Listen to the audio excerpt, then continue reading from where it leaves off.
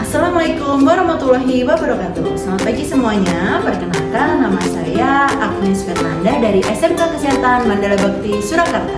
Pagi ini saya akan memberikan sedikit informasi pembelajaran tentang terapi fokus untuk anak autis dan disabilitas.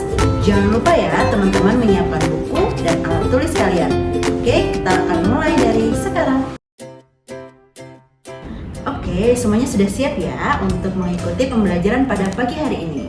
Ya, untuk pembelajaran pagi ini saya akan memberikan sedikit tentang terapi apa saja sih yang baik untuk anak autis dan disabilitas. Yang pertama yaitu adalah terapi New Zealand, kemudian ada terapi verbal behavior dan terapi biomedis. Apa sih tujuannya? Tujuannya itu sangat banyak sekali, tapi di sini saya akan menjelaskan 3 tujuannya. Yang pertama, meningkatkan komunikasi. Yang kedua, meningkatkan interaksi dengan lingkungan sosial. Dan yang ketiga, meningkatkan kemampuan motorik. Oke, baik teman-teman semuanya, kalian pasti penasaran ya, apa saja sih terapinya? Yang pertama, tadi kan sudah dijelaskan, terapi New Zealand. Terapi ini untuk menumbuhkan kemampuan psikis mereka. Jadi multisensoriknya itu sangat diperlukan. Yang kedua yaitu adalah terapi verbal behavior, di mana kita mengajarkan bagaimana komunikasi verbal dan komunikasi non-verbal, di mana kita juga bisa memberikan terapi itu dalam bentuk gambar, dalam bentuk tulisan, dan dalam bentuk isyarat.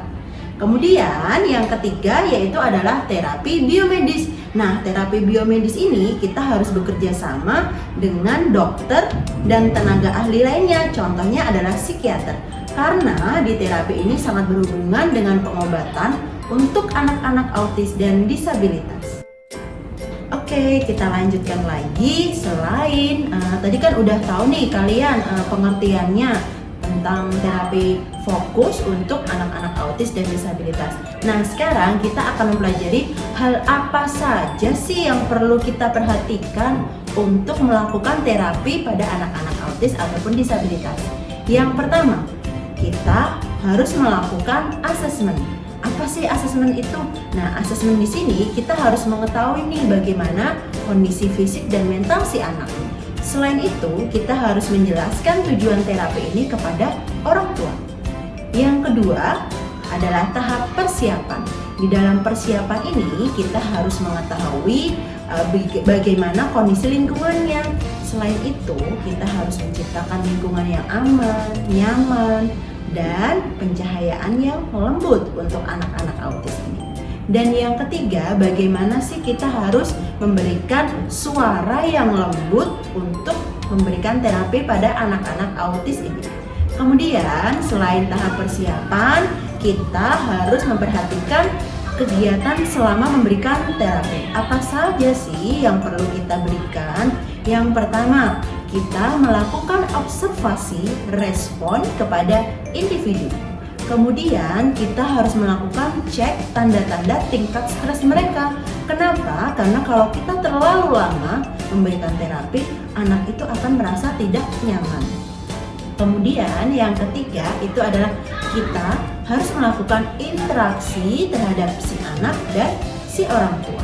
Kemudian yang keempat adalah kita melakukan dokumentasi. Dokumentasi ini sangat penting sekali. Kenapa? Kita sebagai tenaga kesehatan harus mencatat dokumentasi ini untuk kita laporkan kepada psikiater, dokter, dan orang tua untuk mengetahui perkembangan si anak. Kemudian yang terakhir adalah setelah terapi. Nah, ketika setelah terapi ini kita melakukan evaluasi. Nah, evaluasinya itu adalah selama tindakan tadi itu ngapain aja sih, apa saja sih responnya si anak. Nah, itu kita evaluasi dan kita sampaikan kepada orang tua. Kemudian yang terakhir adalah rencana tindak lanjut. Bagaimana setelah terapi ini dan apa yang harus dilakukan ke depannya. Oke teman-teman, nah tadi ketika kalian sudah mengetahui pengertian dari terapinya, kemudian tujuan dari terapinya, kemudian yang ketiga kalian bagaimana mengetahui apa yang harus kita lakukan. Nah sekarang yang keempat, ini adalah peran orang tua. Apa sih peran pentingnya orang tua untuk melakukan terapi ini? Yang pertama, orang tua harus memahami pentingnya terapi untuk anaknya.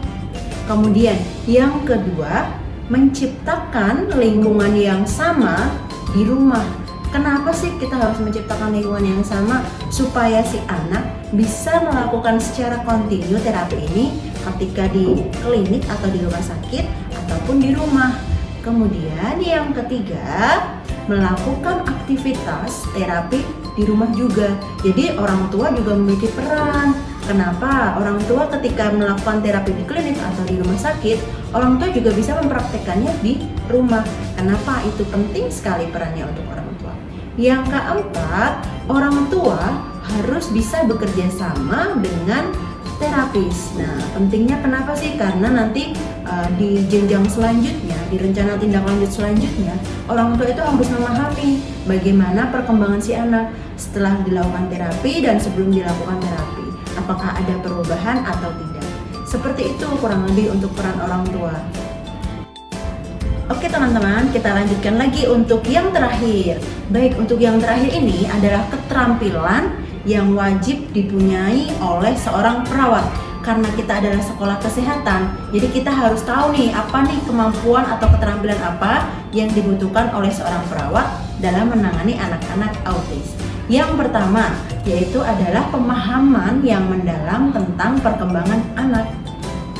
Kemudian yang kedua yaitu adalah keterampilan dalam melakukan observasi. Kita harus pinter-pinter nih melakukan observasi kepada si anak. Bagaimana kondisi moodnya si anak, bagaimana kondisi moodnya si orang tua. Nah, itu harus dimiliki oleh seorang perawat.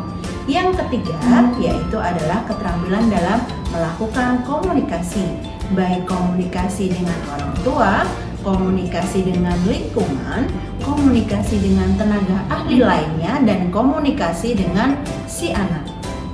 Dan yang keempat, ini adalah yang terakhir dan poin penting yang harus dimiliki oleh seorang perawat, yaitu adalah memiliki kesabaran dan empati. Kesabaran dalam melakukan terapi kepada si anak, kesabaran dalam menghadapi orang tua, dan memiliki empati terhadap anak maupun orang tua. Sehingga dengan kita memiliki kesabaran dan keterampilan ini, otomatis ketika kita melakukan terapi, si anak juga akan merasa nyaman, si orang tua juga akan merasa nyaman dan merasa senang ketika dilakukan terapi itu tadi. Oke teman-teman, nah tadi saya sudah berbagi sedikit pembelajaran ya untuk teman-teman semuanya. Mungkin cukup sekian informasi tentang terapi fokus untuk anak-anak autis maupun disabilitas. Sampai jumpa di pertemuan selanjutnya ya. Assalamualaikum warahmatullahi wabarakatuh.